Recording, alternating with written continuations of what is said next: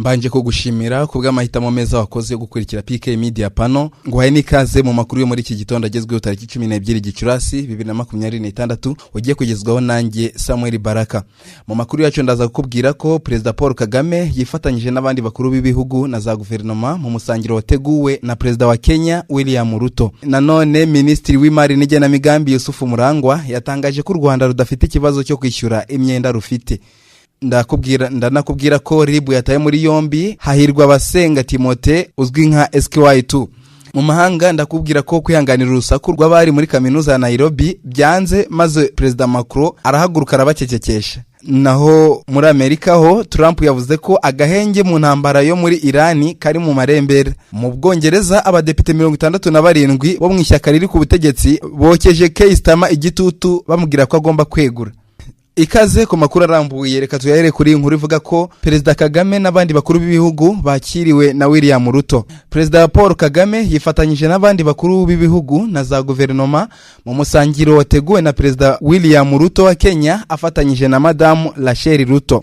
Ni igikorwa cyabaye ku mugoroba wo kuwa mbere tariki 11 Gicurasi 2026 mu ngoro y'umukuru w'igihugu i Nairobi. Uyu musangiro warugamije kwakira mu cyubahiro abakuru b'ibihugu n'abayobozi batandukanye bitabiriye inama y'ubufatanye bwa Afrika n'Ubufaransa yiswe Africa Forward Summit mu rwego rwo kuganira ku iterambere ry'umugabane wa Afrika, ubufatanye mu by'ubukungu ndetse n'icyerekezo cy'ahazaza hawo. Abayobozi kandi bagize umwanya wo kuganira no kurushaho gushimangira umubano n'ubufatanye hagati y'ibihugu byabo mu rwego rwo guteza imbere imibereho myiza y'abaturage ba Afrika. Iyi nama yitabiriwe n'abantu barenga 4,000 barimo abakuru b'ibihugu na za guverinoma barenga 25, abashoramari n'abahanga ibishya. Andi makuru reka ngire ko Yusufu Murangwa yavuze ko nta gitutu cyo kwishyura imyenda u Rwanda rufite.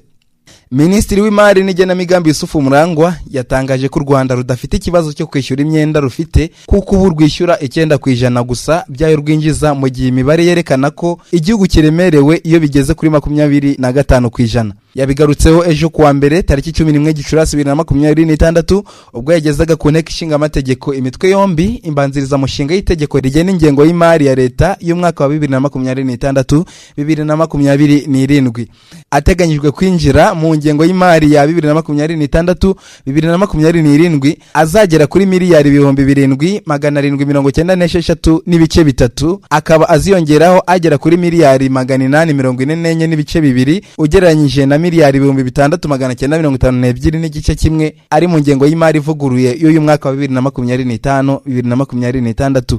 Amafaranga akomoka imbere mu gihugu azagera kuri miliyari 5,273 n'ibice 8 y'amafaranga y'u Rwanda. Inkunga z'amahanga ziteganyijwe kugera kuri miliyari 548 n'ibice bitatu by'amanyarwanda, naho inguzanyo z'amahanga zikazagera kuri miliyari 1 na miliyoni 974 n'igice kimwe by'amafaranga y'u Rwanda. Senateri Frank Habineza yagaragaje impungenge z'uko umwenda igihugu gifite uzagabanyuka mu myaka hafi 7 iri imbere, asaba Ministri Murangwa kugaragaza ingamba zizafasha igihugu gushobora kwishyura. Ati hagaragaramo ko umwenda wa leta ugeze kuri 73.6% bya GDP yacu, kandi ko kugera ku rwego rwa 65% byitezwe gusa muri 2033. Twifuza kugira ngo mube mwadufasha kumenya ingamba zihari kugira ngo tutazananirwa kwishyura. Ministri Murangwa yagaragaje ko imyenda u Rwanda rufite myinshi ihendutse, aho hari n'ibifite inyungu iri munsi ya 1% kandi ikazatangira kwishyurwa nyuma y'igihe kirekire. Reka dukomeze amakuru nkubwire ko Ribu yataye muri yombi Hahirwa Basenga Timote uzwi nka SKY2. Ejo kuwa 11 Gicurasi 2026 urwego rw'igihugu rw'ubugenzacyaha Ribu rwatangaje ko Hahirwa Basenga Timote uzwi nka SKY2 ku mbuga nkoranyambaga yatawe muri yombi. Umuvugizi w'urwego rw'ubugenzacyaha Dr Murangira Bitieri yabwiye ikinyamakuru Kweli Times dukesha iyi nkuru ko SKY2 w'imyaka 30 y'amavuko akurikiranyweho ibyaha bibiri: icyo gukubita no gukomeretsa ku bushake n'icyaha cyo guhoza ku nkeke uwo bashyingiranywe, aho yakubise umugore we basezeranye byemewe n'amategeko akamukomeretsa ndetse akamura umugutwi ku buryo bubabaje ku itariki 5 Gicurasi 2026.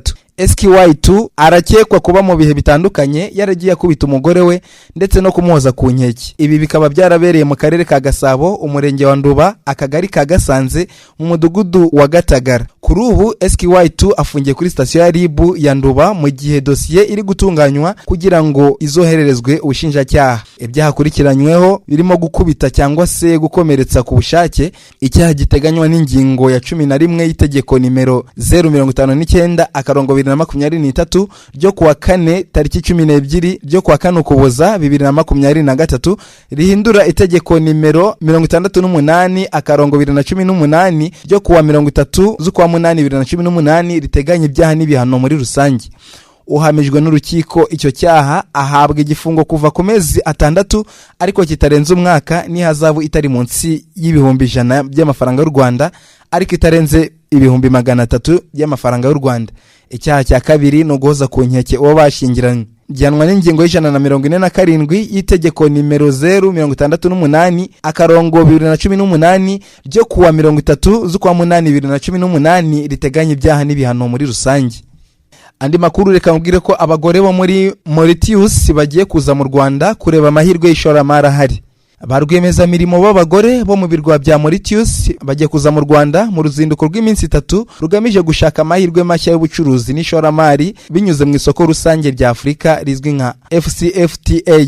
Bakazagerana ibiganiro n'abo mu Rwanda. Ni igikorwa cyise She Trades Hub to Hub Collaboration Mission kizaba kuva tariki ya 18 kugeza ku ya 20 Gicurasi 2026, kikazahuza ibigo biyoborwa n'abagore bo mu bihugu byombi kugira ngo basuzume amahirwe ari mu nzego zirimo inganda, ikoranabuhanga n'itumanaho, ubuvuzi, ubwiza, ubukerarugendo, gutunganya umusaruro w'ubuhinzi n'ibindi.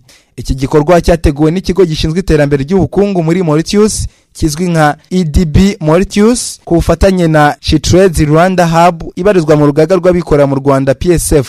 Biteganyijwe ko ibigo bigera kuri 18 biyoborwa n'abagore bo muri Mauritius bizitabira iyi gahunda. Abategura iki gikorwa bavuga ko kigamije gushimangira ubufatanye mu bucuruzi hagati y'abagore ba rwiyemezamirimo, guteza imbere imikoranire hagati ya She Trades Hub zo muri Afurika no gushyigikira urusobe rw'ubucuruzi rworohereza abagore gukora ubucuruzi bwambukiranya imipaka. Iki gikorwa kandi kigaragaza umubano ukomeje kwaguka hagati y'u Rwanda na Mauritius, ibihugu byombi bifatwa nk'amarembo y'ingenzi y'ubucuruzi n'ishoramari muri Afurika. Mu gihe cyashize u Rwanda na Mauritius byongereye ubufatanye mu nzego zirimo ubucuruzi, serivisi z'imari, ubwikorezi bwo mu kirere, ubukerarugendo n'ikoranabuhanga bishingiye ku cyerekezo bihuriyeho cyo koroshya ishoramari no guteza imbere ubucuruzi. Reka twambuke imipaka y'u Rwanda tujye muri Kenya, aho nkubwire ko kwihanganira urusaku rw'abari muri kaminuza ya Nairobi byanze maze Perezida Macron arahaguruka arabacecekesha.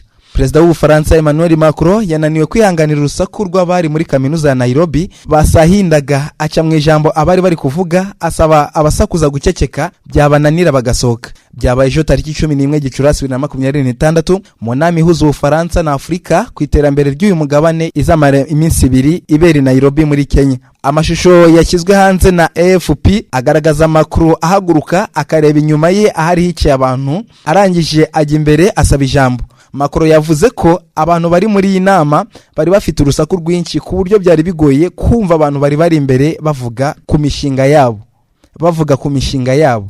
Yagize ati mumbabarire ariko ntabwo byashoboka ko twavuga ku muco dufite abantu nka bariya bari kuvuga ku byo mwakwigiraho baje hano ngo bavugire mu rusaku rungana gutya. Ibi ni agasuzuguro gakomeye. Yakomeje ati nasaba ko niba mwumva hari ibindi bintu mushaka kuvugaho, hari ibindi byumba biri hanze mwasohoka, niba mushaka kuguma hano muraceceka twumva aba bantu. Mu mashusho byagaragaraga ko atishimiye iyo myitwarire ndetse n'abantu bari muri iyo nama basa n'abakebuwe. Macron yitabiriye inama ya Africa Forward Summit iri kuba kuva ejo tariki 11 kugera kuri uyu munsi tariki 12 Gicurasi 2026.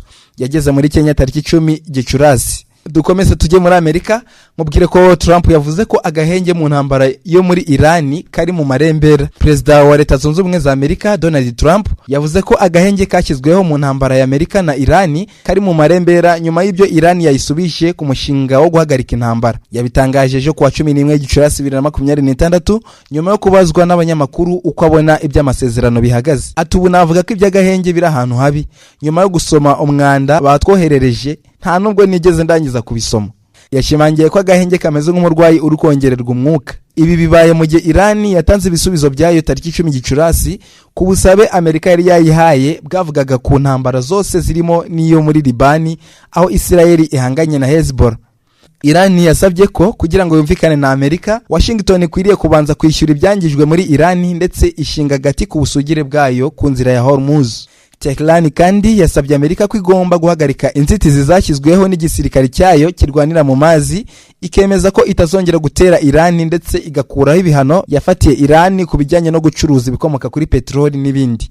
Hashize amasaha make Trump yamaganye ubusabe bwa Irani avuga ko atabwemera ndetse atabwihanganira. Irani yo yavuze ko yizeraga ko ibyo yasabye ku guhagarika intambara bikwiriye. Tujye mu gihugu cya Nepal nkubwire ko ikibuga cy'indege cyafunzwe nyuma y'uko indege ikiguyeho icumba umwotsi.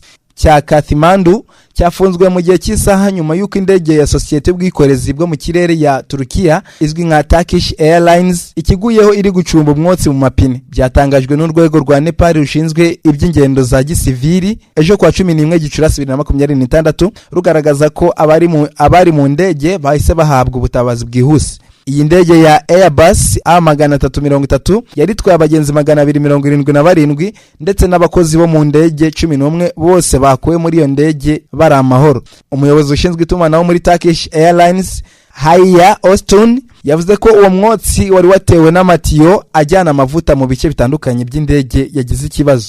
Ikibuga cy'indege cyaje kongera gufungurwa ndetse abagenzi bashakirwa indi ndege ibajyana aho berekeza. Tuve muri Nepal tujye mu Bwongereza aho abadepite 67 bo mu ishyaka riri ku butegetsi bokeje igitutu kuri Keir Starmer bamusaba kwegura. Abadepite barenga 67 bo mu ishyaka ry'abakozi bo mu Bwongereza ari naryo riri ku butegetsi basabye Minisitiri w'Intebe Keir Starmer kwegura kuko adashoboye kuyobora igihugu mu mpinduka zifuzwa. Aba badepite bagaragaje ko Starmer yananiwe kubagaragariza ko afite ubushobozi bwo kuyobora igihugu ku buryo yakongera gutorwa mu matora ataha. Starmer ejo kuwa 11 Gicurasi yavuze ko adateze kwegura ndetse ko agiye kwereka abamushidikanyaho ko ashoboye.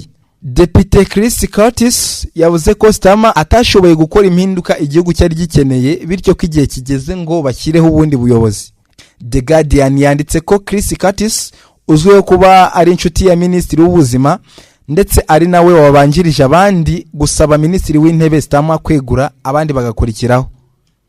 BBC yatangaje ko abadepite 67 bo mu ishyaka ry'abakozi aribo basabye Starmer kwegura.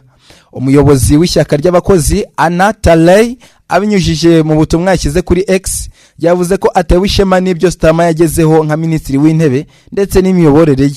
Rero wowe wakurikiraga amakuru nyemera tuyasoreze hano. Amakuru yaragizwe muri kino gitondo yagezwagaho nanjye Samuel Baraka, nkwizeze ko amakuru tuyakugezaho umunsi ku wundi.